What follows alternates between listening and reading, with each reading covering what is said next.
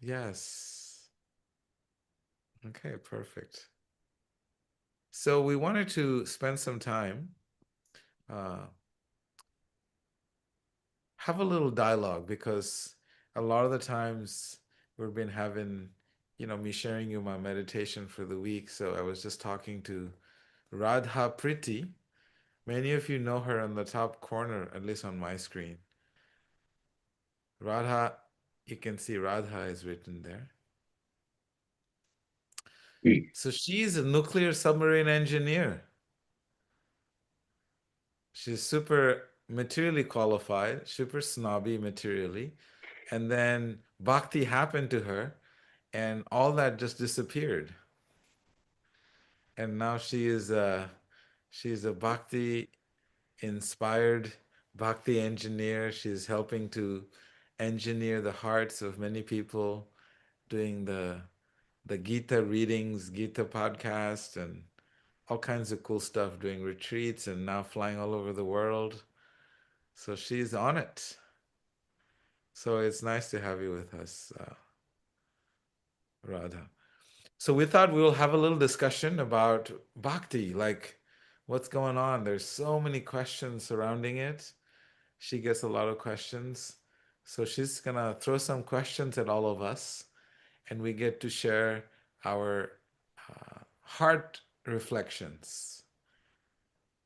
And ideally, we want to try and see how we can dive a little deeper with her insights into the questions that she's been collecting and accumulating them over God knows how long.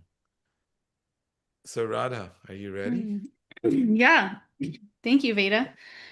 Thank you. And I have one clarification before we start, and that is that I'm not currently a nuclear submarine engineer.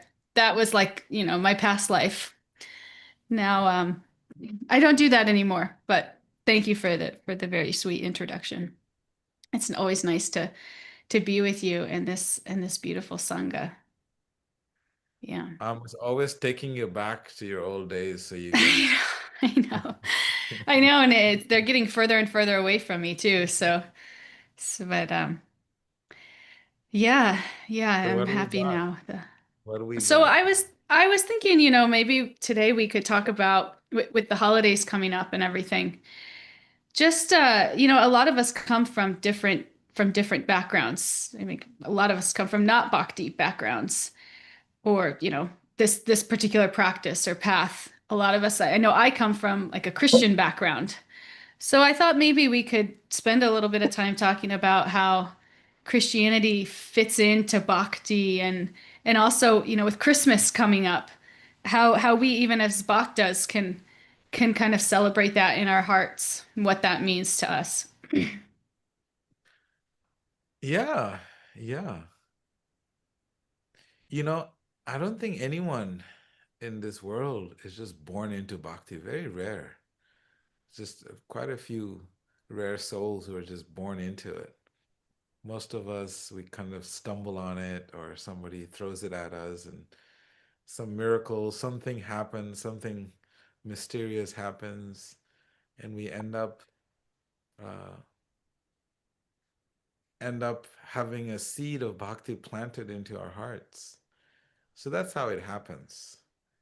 And I think Christianity it plays such an important role in the world, especially because when we study the teachings of Jesus, he's really teaching about love, and bhakti is all about it. So if you ask me, that's my subjective experience of the teachings of Jesus, he's actually a true bhakti yogi. Bhakti yogi means someone who practices the connection of the heart with others and their heart connection with God. That's what bhakti is. And when there's a connection between two hearts and the individual heart connecting to the cosmic heart or the universal heart, which is the heart of God, then that's what bhakti is. And so therefore, if you ask me, in my opinion, in my experience, when I study the teachings of Jesus, I actually imbibe the essence of who he really was. That's why it's hard for me to accept the religion of Christianity. It's easier for me to accept the teachings of Jesus than the religion itself. So I'm able to separate that in my mind and in my head, and I'm totally able to receive the teachings of Jesus wholeheartedly.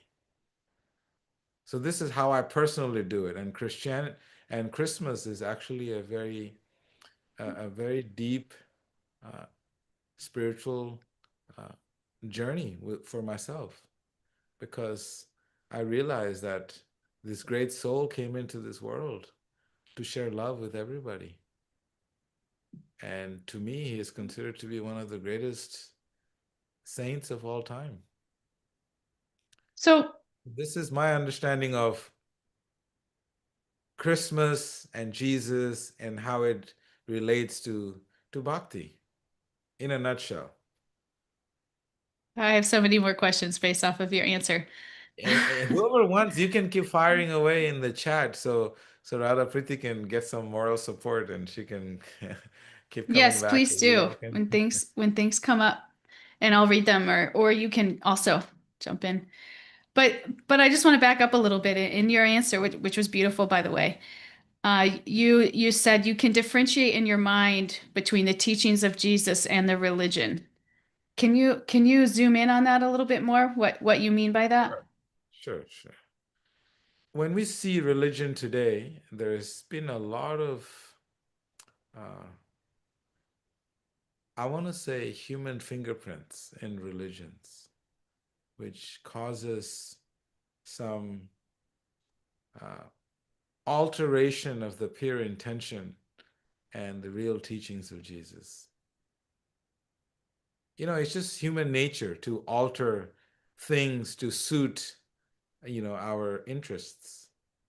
And that's one of the reasons in the practice of bhakti when I speak about it, I can list, you know, 34 teachers that came before my teacher who received the knowledge through the dissemination of spiritual uh, connection of the hearts. Spiritual knowledge is not a intellectual transmission, it's not a mental transmission, it's a heart transmission.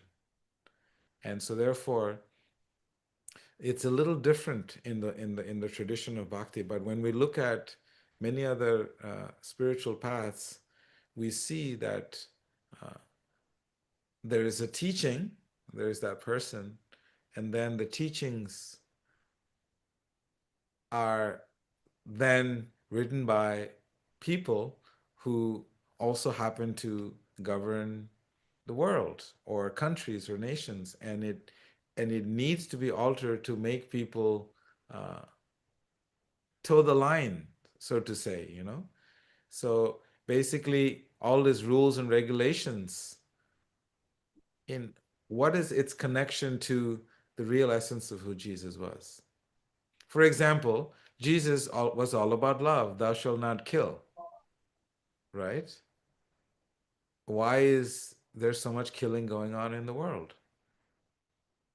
So there is the teaching, and then there are people who will actually take that essence and maybe repackage it to make it uh, suit their needs. So for me, I think the essence is the most important principle that I take from the teachings of Jesus. And it's very different than what you see in Christianity today. Radha, does that make any sense? Am I stepping Yeah. on No, a no, line? no. That I think that also was a really beautiful answer. I guess I was just thinking, so when we talk about the bhakti path, how do we even know that that's not happening or hasn't happened or will happen in the past? I mean, you say it's teacher to teacher to teacher, but even those teachers can have ulterior motives. So Sure. Anytime humans get involved with anything, we bring our subjective lens, to an absolute truth. And so, therefore, we are going to make a lot of mistakes. Not that bhakti is going to be exclusive, it's not, it's going to be devoid of any mistakes and errors. No. When human beings go into this pure teachings of any sort, the probability of them trying to subject the absolute truth to their subjective view in its applications is going to be pretty, um, you know, probability is pretty high because we as humans by nature want to change and we change whoever and whatever we're interacting with. Our relationships in this world are not a relationship where we're trying to work with each other. We're trying to get into relationship and our constant idea is how to change that person to fit into our mold. So this is happening on relationships, this is happening on all levels. Why not on the level of religion and spirituality? Because this is what human nature is. We want to change everything. We want to change everyone because that's the hidden God within us that is trying to say, hey, why don't you just express yourself that you're God, you can do everything? But it doesn't quite work like that because we're little gods, not the supreme God. So we have our limitations. And that is something that the mind does not want to accept. And the intelligence tries to rationalize with the mind, saying, no, no, no, you can't do everything. No, that's not how it works. Everything is happening with the supreme order in the world. And we have a role in it, yes. I don't know if I'm making sense or am I. I love what you're saying, and I find it so relatable. I'm smiling because it's like I just think of all the things I'm trying to make my husband do, like like get more into You're trying to convert routines him? and not in a spiritual sense, but just like, when he's done eating, bring his plates to the dishwasher. When he gets the mail, put it here. Like just be more organized and orderly. But anyway, You know, um, you know, Radha's husband is a Catholic Christian, and they somehow coexist, and it's kind of cool because Radha is trying to change him, and he's like, "Let me do my thing, you do your thing," and it's kind of interesting you how know what's they funny though? navigate. It's funny because when I go to his church, I feel like his church is very orderly. It's like it's actually more like the way that my mind works relative to when I go to like a temple, which I feel like is not always so orderly and so like together and on time. And so it's paradoxical. Yes, but our nature is there.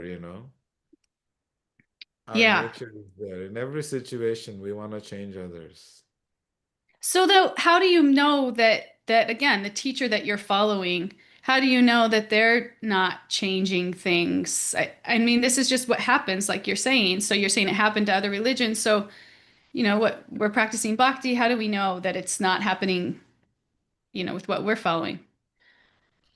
It's very difficult. That's why in the Bhakti tradition, we have something called the GSS system. They have the GPS system. GPS enables you to go from point A to point B, right? And so in the spiritual system, we also need a GPS. And that GPS is called a GSS, which stands for Guru, Sadhu, and Shastra. That means that the teacher should speak what the Shastras, the wisdom texts, talk about. And those wisdom texts that we talk about should also be spoken by other teachers. They should all say the same thing. And if the recipe changes, then you can vet to make sure that the product is real. For example, if your guru says it's okay to eat eggs, for example, but when you study in the wisdom text in the Vedas, it says no, you shouldn't eat eggs because of the consciousness in the egg because it can bring your consciousness down. And our goal is to always elevate our consciousness. So then you see there's a contradiction right there. And then what you do is you have a third person to check, which is other sages. What do the other sages have to say? When I'm talking about sages, I'm talking about seers, people that practice the spiritual uh, modalities of elevating their consciousness to a level where they're actually seeing the truth. And that's why they're called the seers. They're actually able to see the absolute truth. When we say see, it is not something you see with those eyes, but you actually see it with the eyes of the heart. And so those are called the seers. And so in the Bhakti tradition, there is checks and balances. You can tell me, Veda, it's okay to, not do your sadhana every day. You can just do it 3 days a week. And then I have to ask you, Radha, you told me I can get away with doing 3 days of sadhana. But this Upanishad, this wisdom text says this. And then you're going to have to explain, or you're going to have to say, hey, that was a boo boo. I need to fix that. So in the Bhakti traditions, we must never accept anything blindly. And for me, that was such an important thing. We research, we read, we practice, we ask questions to know the truth, to understand the truth, and then we have to experience it ourselves. Bhakti is not a theoretical process, it is an experiential process. You have to experience that love within your heart. You have to experience that connection with others. Like you were sharing with me over text, I think yesterday, you were just sharing how you were feeling so happy that you have so much service to do. You're going to Costa Rica, you have the women's retreat, you're doing your podcast, and all the services you have to do, and your schedule is so packed, and yet you're so happy and you're so blissed out. You just randomly text me that. And I explained to you the reason you're experiencing joy is because you're engaged in not just intellectually, understanding the philosophy of bhakti, but actually applying it. That means engaging in the service of others, engaging in lifting the consciousness of others. So that's why you are actually experiencing something. I mean, you don't drink coffee, you don't eat meat, you don't indulge in any kind of nonsense, but you are just practicing bhakti. So the realizations come. So from theory, so theoretical knowledge becomes realized knowledge because you apply that theory. And then when realized knowledge evolves, then what happens? Then it becomes revealed knowledge. Then you get deep insights to the deepest questions of your life from within your heart. And then when you get those deep revelations, then you still get to go through those three processes: GSS, Guru, Sadhu, and Shastra, to see if your revelations are in line with the teachings of this bhakti, this love. Mm. Does that make sense? That was a long It's answer to beautiful. your I question. love it. I love the GPS and the GSS. It's really nice. I guess a follow-up question to that, like, how do you then know, what sastra it is that you're following is bona fide? Or, because there's lots of books out there. There's lots of, Just keep reading all the books you can and see what comes to you. And see how far you can get lost in the world. No, actually, the most important thing is very important to follow your heart. Very important. That's the real secret. And always recommend that you start with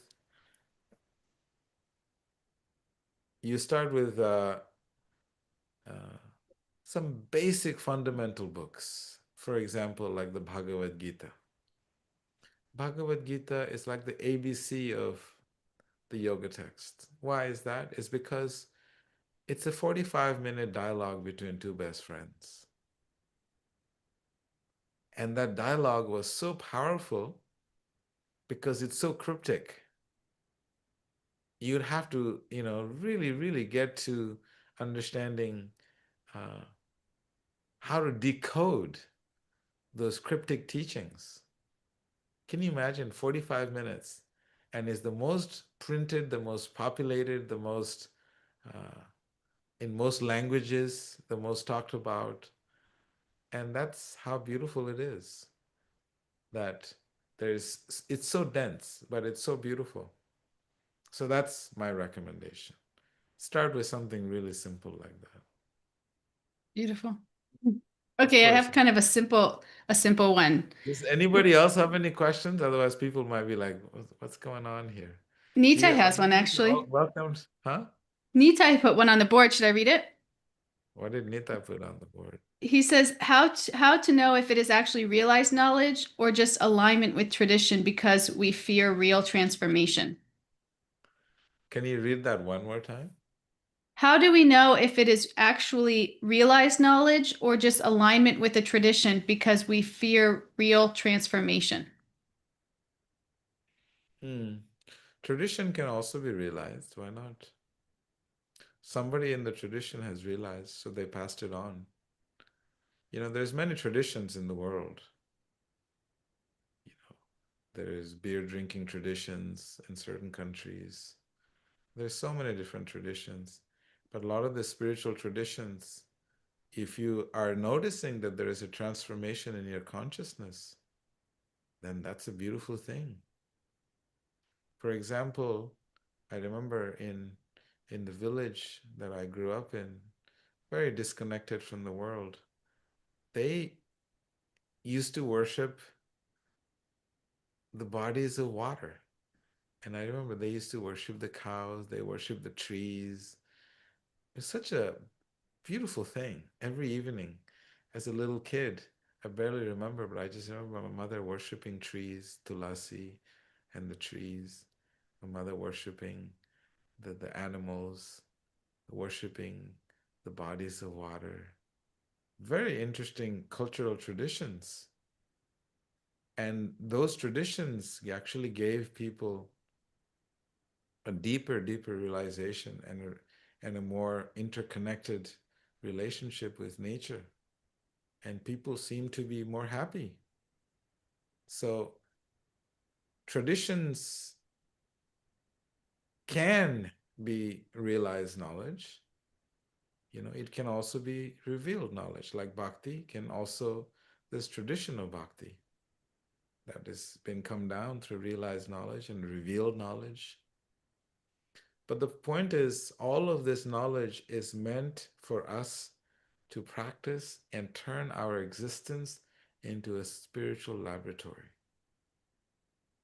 There's no point discussing all this, deep philosophy and all of that if we don't actually apply it and to see what it does to our existence, our mind and our heart and our intellect. What transformation, what mutations are happening. I think that's the real key. So I strongly feel for me, bhakti is applied spiritual science and technology. It's not a theory. It is a theory, but it's a theory that needs to be applied. So, what I like to say when someone asks me, what brand of bhakti do you share? Or applied spiritual science and technology. Because I have seen the transformation in people. I have seen it with my own eyes, and I feel very inspired by observing their transformations. What Yeah, else we got, Radha? really nice. That's really nice. I think of it like the difference between like doing something because you feel like you should versus like you really feel inspired in your heart. Like if you're married and you like show up on a date with your spouse and you're just doing it because you feel like you should versus like you're excited to go on the date, you're looking forward to it, like this is a relationship you want to build. This is like the difference between just like going through the motions just because it's your so-called tradition versus like a real transformation of the heart. Yeah, if you're going with the motions and the emotions are missing, it'll just remain emotion. And that is when things are in motion and the emotion is not there, it is a disconnect. So, therefore, the term spiritual means we must add the spirit to the ritual.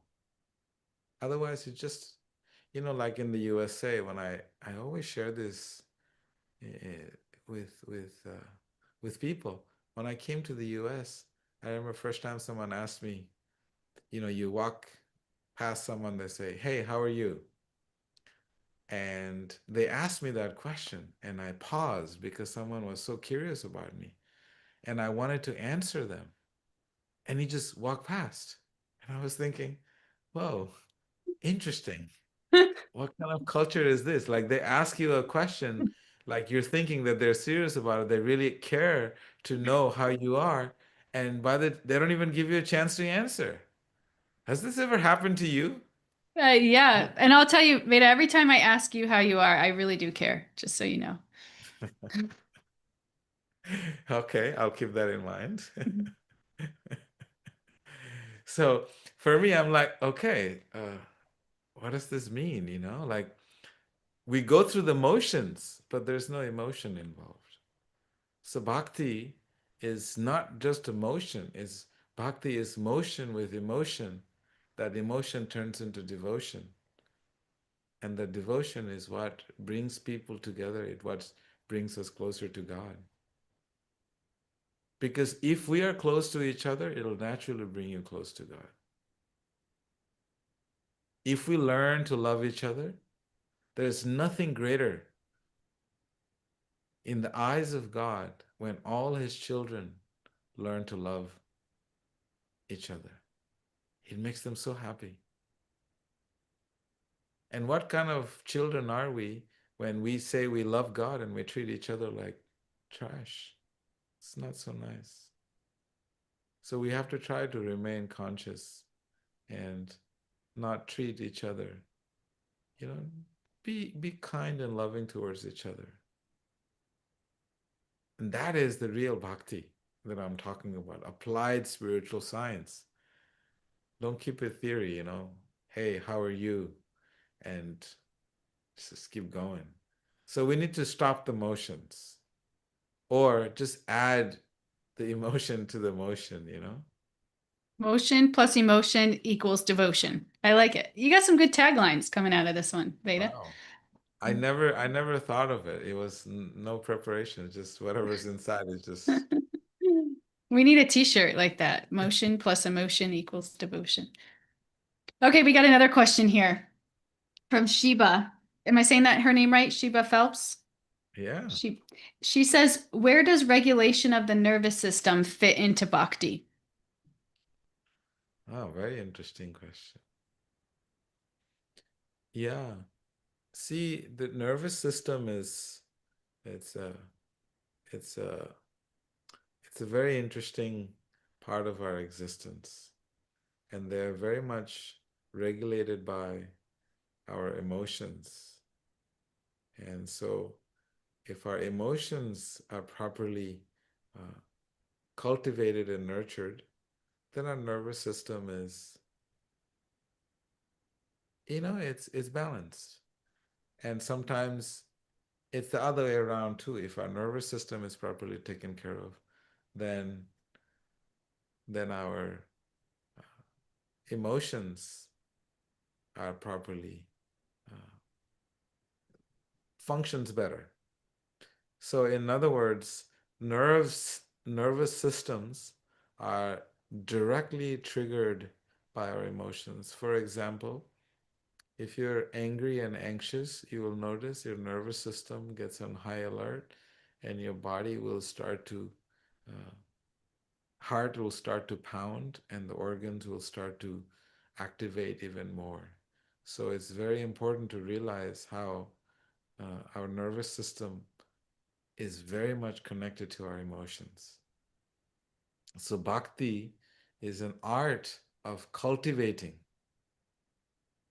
the right emotions. The right emotions meaning the emotions of love, humility, sincerity, gratitude. These are real emotions. These are bhakti emotions. These are emotions of love. If every single day, we just simply wake up and write 10 things that is right in our lives. Write 10 things that is right in our lives. What you just did, just by doing that in 10 minutes, you have taken a complete check of your emotions and your whole nervous system will operate perfectly. So it is that acknowledgement, not a mental one, because, oh, I'm grateful because, I have food to eat. No, take it a little bit further by actually writing 10 things that is right in your life. It'll take you less than 10 minutes. And I can guarantee you, in 1 year, your nervous system will be better than ever. Because this is a prescription given by the sages. Tatra Upanishad, one of the Upanishad, it actually explains that this practice, this is what real meditation is. This is what real bhakti is. This is what real worship is. This is what real connection is. Connection is an acknowledgement, documented acknowledgement of the gifts that we have received in our life. That is what a real prayer is. One of my favorite saints in the in India, Bhaktivinoda Thakur, he just journals about how grateful he is, and then he just regrets so much blessings that he has, so much gift that he has, and is regretting that I have not taken proper advantage of my youth to really engage my intelligence in the studies of this sacred wisdom texts, and I have wasted my time in learning, you know, government bureaucracy because he was a governor during the British era in India. He was a magistrate, so a very educated British. Uh, they call them Indian Administrative Services. It's a very highly ranked uh, position by the British government. They were in charge of everything for a large contingency and big constituency. And he talks about how grateful he is, and he shares that this is the secret. You want to change your nervous system? Do this. You can also do breath exercises, this and that, but this practice will address it at the core.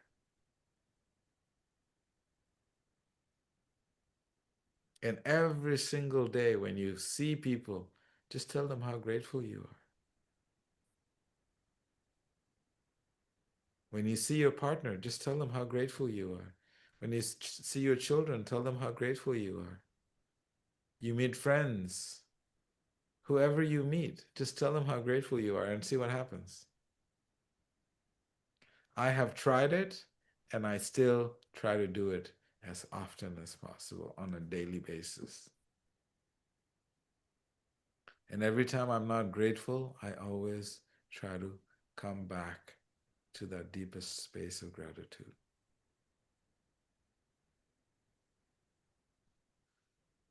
I don't know, Shiva, if that helps at all or if I made it more confusing for you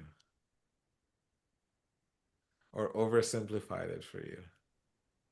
No, Veda, that was a great a response. I wasn't looking for anything specific. I was just asking the question because a lot of the times I hear a lot about like not over analyzing something or no not intellectualizing everything. So I just really wanted to kind of see how does the body itself respond and connect with bhakti. So Yeah, yeah. For me, I've seen it practically work. So I just wanted to share that. Rana, what else do we have? We have Anyone another else have question. any We have a question from Durga Devi here. She says, "What actually works best to bring people to the path of bhakti? Because in my experience, it is real difficult to let them just read the Bhagavad Gita or just let them come to Sangha or sharing about Krishna." Very good question. I think the most important to to to bring anyone to bhakti is that you must live a bhakti life, which is number one, which is just be kind and loving towards everyone. If you just love everyone and serve everyone, the whole world will come to you. It's actually not so. Bhakti is not an intellectual process, you know. It's a very deep process of the heart. So if we keep it really heart centric, where we just learn to love everyone and just serve, just keep serving and just keep loving and see what happens. So those would be the two theoretical uh, principles, I would say. Practically, what I would say is that one of the highest expression of love is to cook and feed them. Highest expression is just you invite people, cook for them and feed them. Because what's happening is you're transferring your consciousness of love through that food into their whole body. Their whole existence is going to be consumed with the emotion of love that you have created this beautiful art of cooking them a delicious meal and offering it and then letting them serving them and let them honor it. There is no need to give philosophy. Philosophy is the last thing you should give anyone because the whole world is feeding everyone's intelligence with so much that their intelligence is overpacked, is overfull. Some of them have a lot of garbage in there, some of them have a lot of beautiful things in there. You don't know what's in there because they themselves haven't sorted through it yet. So, why do you want to put more philosophy in there? That's my question to anyone who's trying to genuinely connect with others. You just simply have to cook for them. And the second practical thing is that you must do kirtan with them. You must, every time you meet with someone, you must sit them down and have a kirtan with them. I met Mo and we interacted for like 5 seconds, maybe a little longer, maybe 10 seconds. And we just sat and we had this ecstatic kirtan. And I was just thinking, I love this man. You know, like there's nothing. We just jammed and did kirtan together. And that's the beauty of it. And I did the same with Andreas, with Angie, and with all of you I have done kirtan. And but I just remember in Rishikesh they say it was just super sweet. And my recommendation on this kirtan, I would take it a little bit further by saying, before you meet with anyone, you want to talk about anything, just sit down, bring out your harmonium, bring out your mridanga, whatever instruments you got, just do a little kirtan. Don't even, hey, how are you? Let's sit down and do a kirtan. That should be the first thing. How are you? Hear their response. Sit down and do a little kirtan and eat some delicious prasadam. That's it. This is the real secret because bhakti is, you don't need all this theory. People have too much of that. I don't know if that makes any sense, Durga Devi. I will just share that with you because, you know, when when Prabhupada when he came to the United States at the age of 70. Nobody was interested in what he had to share. What everybody was interested in was the music that he just sat down, he had no instruments, he just sat and did kirtan, and he fed people food. And then he cleaned after them. Can you imagine all this, like 20-year-old, 19-year-olds, hippies, they just came and they ate and they had a good jam session and they left. And he would clean after them. He would go back for the food, cook, feed them, serve them, and do kirtan with them and clean after them. And the result, we all know, the way he touched the hearts of everybody. So does that help at all? Okay. Thank you, Veda. Radha, you want to add anything to it? No, I mean that's just such a beautiful and complete answer. People are just looking to feel loved. And when we all think about like, the strongest where when our heart has been transformed the most, it's when people have been kind to us and loving to us, and that's the impetus to even like pursue, more of a relationship with them. And then as you get to know somebody's heart, naturally they want to know about bhakti, and it happens organically. Beautiful. You want to hear something really crazy? When I was really young, one of my memories was that my mother and our father, they took us to a Kali temple. He's like an old Kali temple, and historical temple worshipped by everybody. This Kali, supposedly a lot of people got mystical powers from there, and took us to that temple. And the only thing I remember was the priest from the temple. He offered some sweet rice, and he gave us some sweet rice with some bananas.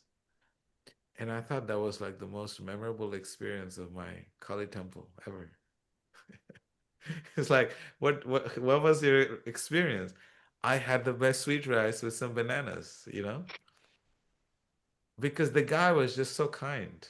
He was just so loving, and he was so it's those heart expressions that touch another heart. It's funny. There's a saying like that, isn't there? That like you can go somewhere and maybe you go to a seminar, or you may not remember anything from what you actually sat through, but you remember how you were treated. Like that's what sticks with you. Yeah. And the spiritual theory is really simple. Only a heart can speak to another heart. And the mind will speak to another mind because this ego is talking. And the intelligence will speak to another intelligence. The connection is not very deep. And that's why bhakti means we must act and live a certain way that whenever we interact with others, it's a genuine, authentic expression from the heart.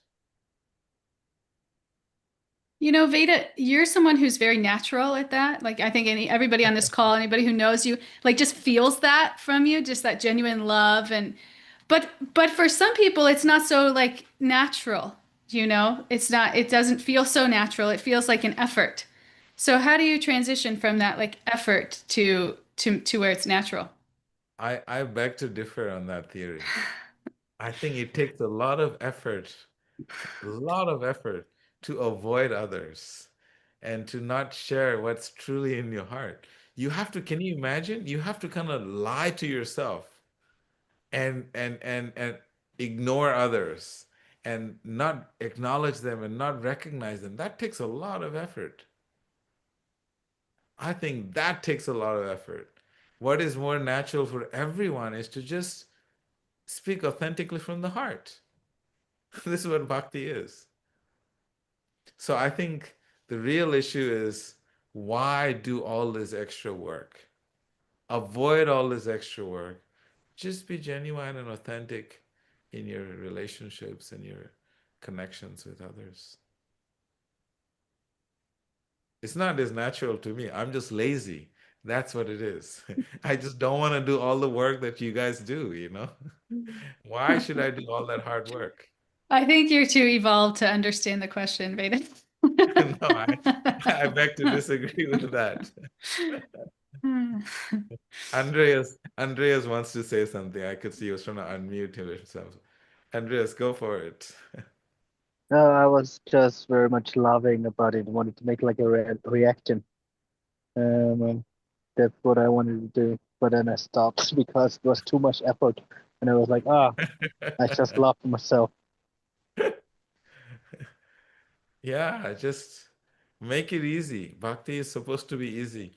It's actually Krishna tells Arjuna, his dearest friend in the Bhagavad Gita 10th chapter. He says, Shushukam kartum avyayam. Beautiful Sanskrit verse. He says, Machita madgata prana, bodhayanta parasparam, kathayantascha mam nityam, tushyanti cha ramanti cha. He said the beauty of the practice of bhakti is effortless. So it's really for lazy, intelligent people. People who are very intelligent. You don't have to do all this extra effort. Angelina has a question. I love this question. Oh, this is a great question. How do you find the right balance between serving others and your own boundaries? I knew something was coming. Angelina will corner you. She's a smart one. She's an environmental engineer. So, well, there is Prema. Haribolo Prema. You know, when we ask that question of balance, Angelina, we have to really ask ourselves, what is it that we're trying to balance with or against? So, your question would need more clarification, but in general, you know, it's very important. If we just take the principle of uh, love everyone, serve everyone, why should you exclude yourself? Is the question. That means you should equally love yourself, because if you learn to love yourself, you'll be able to easily love others. So the balance in that is you have to define for yourself everything that you do. Why should, what are you trying to balance against or with? You know, like a scale. When in the Indian vegetable stores, there is one side they put weight and another side they put the vegetables, right? So they weigh it with the weight with the vegetables, right? To make sure it's even. So what is the weight in your life? And what are you trying to weigh it against? So that to find the balance, you have to know what is that weight. Is it you the weight, or is it the people?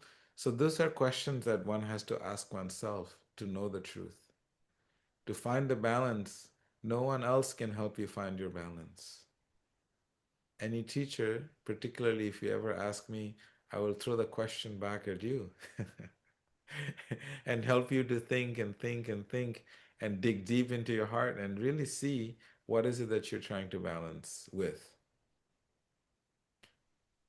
You know, maybe you're trying to balance with work, maybe you're trying to balance with, you know, some self-care, but then you also have to define what that self-care is, you know. A lot of the time in the world, self-care means getting a pedicure and a manicure and getting a massage. And now, yes, it's caring for one dimension of your existence, which is your body. Yeah, sure. But what about your mind? What about your heart? So those are questions that one has to ask oneself when you're doing this balancing act. What do you think, Radha? I love that answer. I love that answer. And I think when we focus on the right self-care and we nourish our soul, then the organic desire to serve others comes through. And it's not like we're trying to serve others so that we can feel valuable or, you know, do the right thing. It's like it's we want to because we're connected with source and that energy is flowing through us. And that's the real self-care, is when we prioritize our sadhana and our relationship with source so that we can be vessels of love, because it doesn't come from us, it comes from source. And we have to make that effort to connect so that it's available, and we're instruments, we can be used in that way. Hmm. Okay, I think our time is over, and it's so nice to be with all of you.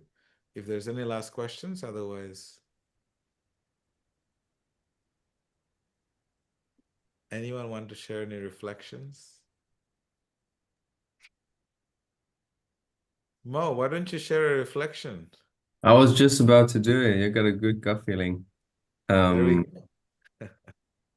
I'm back in Berlin or in Germany since 1.5 weeks.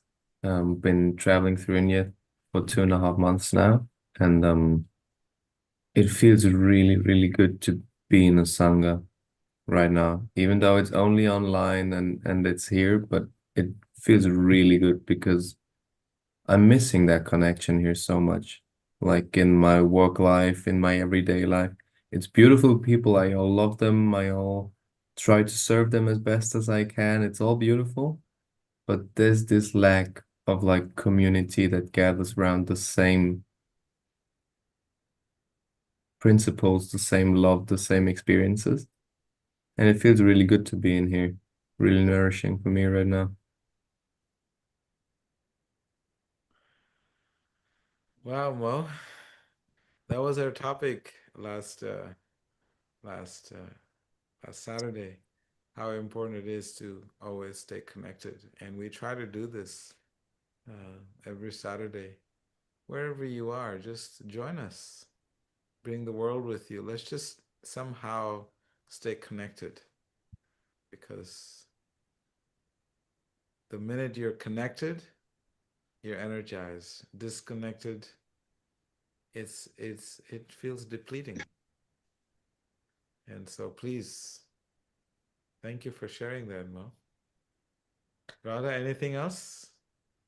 No, that was beautiful, Prabhu. Thank you so much, and thank you for continuing to be such a guide and light of inspiration for us all. Oh my God.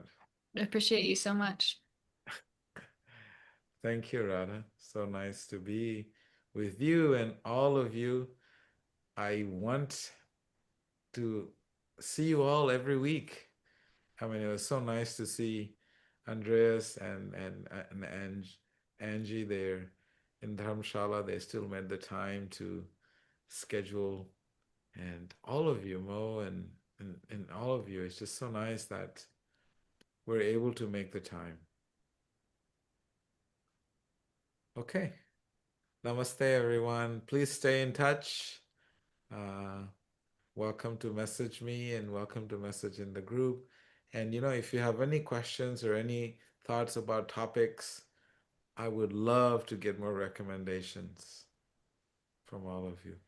Is there any announcements, Nitai? I don't see There. anyone has. Oh, Yeshu is not there. We have, Maxwell raised her hand, so No, you I can was answer. when he was saying about self-care. It's self-care. I agree with him.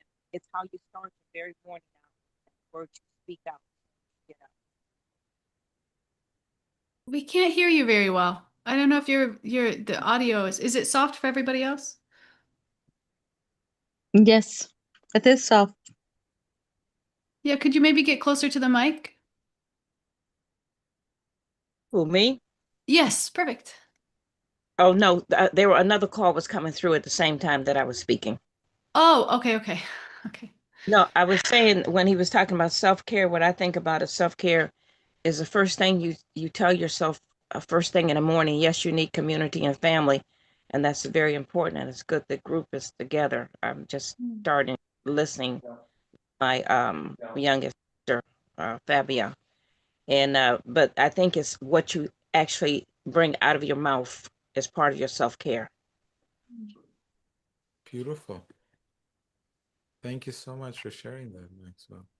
I will just mention very briefly, Keshavima has launched, Nitai also, I think, is aware that there is this Chitta cleanse that we do, which is a 5-month online course on finding the virtues of your traumas in life. It's an extensive self-introspection, self-reflection that helps you to find yourself in the midst of all the stories that are covering your true identity. So we have stories that have more stories and more stories and more stories and stories of our lives. And everything, every choice, every decision has many stories. And this Chitta cleanse helps you to find your true essential story, where your virtues are very secretly hidden and sacredly awaiting your discovery. So that is online on chittacleanse.com, and many people have taken it. It is a 5-month commitment. It's an hour and a half every Saturday. And I know many students have done it.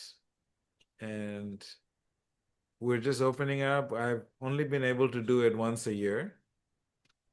And it's definitely a lot of deep inner work. It's not easy, but it's a lot of fun because it brings everybody together closer, and you get to look at yourself very closely and really see why you are who you are and why you do what you do and what's the direction of your life, and giving you all the tools to find your dharma, your path to, a joyful life. So it's launched already, and I know that last time I got an update, it was 11 people have signed up. We do a group of 25 people max. Who has done it? Raise your hand if you have done it already. Oh, quite a few have done it already. Okay, that's it. Thank you very much. Namaste, everyone. Please have a wonderful day and wonderful night and wonderful afternoon and evening. Please stay in touch. Namaste, everyone. Namaste. Namaste.